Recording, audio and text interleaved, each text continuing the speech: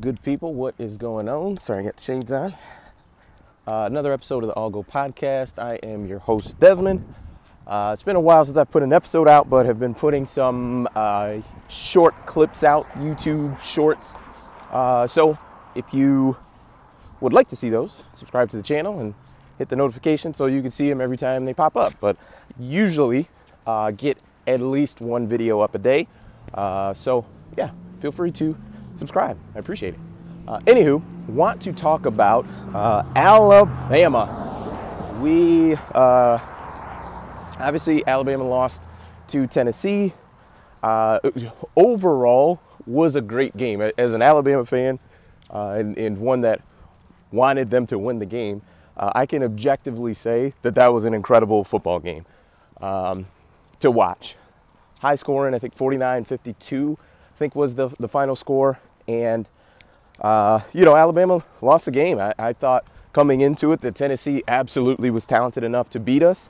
I thought that Josh Heupel as a play caller is terrific. He is doing a great job as a head coach. They are ranked, I think, number 3 now after that win.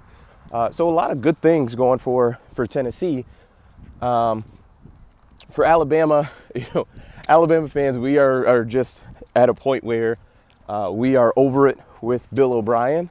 But the odd part is last Saturday was not the game to stand on that Bill O'Brien sucks. Like, that was not it. He scored 49 points in a game.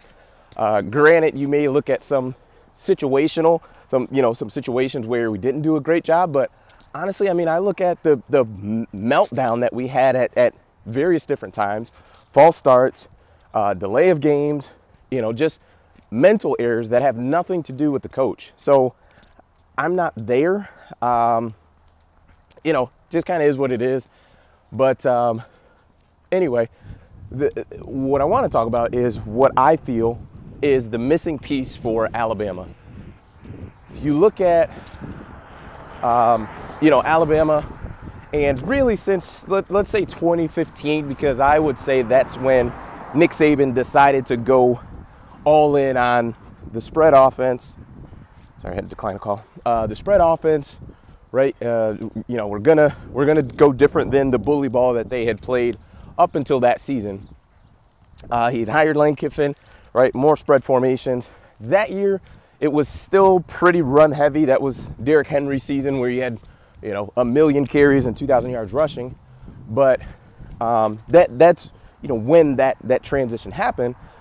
Alabama, from that point moving forward until current, has always had a wide receiver who was special. A guy that you could throw a 7-yard route to and him turn it into 30, 40 yards plus, right? In 2015, that guy was Calvin Ridley, right? I can distinctly remember a game against Texas A&M, and it might have been that 2015 season where Calvin catches like a 7-yard in route or stop route, makes a guy miss, and is just off to the races for, a 40-plus yard gain.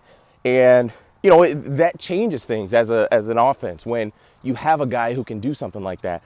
And as you go down the line, I mean, Ardarius Stewart was a guy that a lot of people may not know, but if you're an Alabama fan, you do know about Ardarius.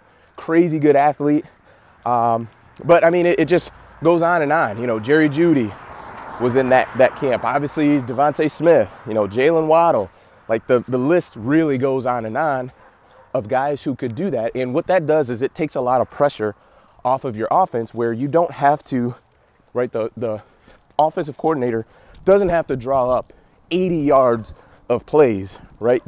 That's a difficult thing to do. And to me, I don't think we have that guy on the roster. If we do, his last name is Harrell, and the transfer from Louisville, because I think at this point we have enough sample size that the other guys are not going to be able to get it done. You have guys who can do it for a game or a half, right? We've seen Ja'Cory Brooks have a really good half or a game. We've seen Kobe Prentice do the same thing. But as far as consistently for a season, I just don't see it. I had a lot of confidence in Jermaine Burton. Doesn't seem like he's that guy.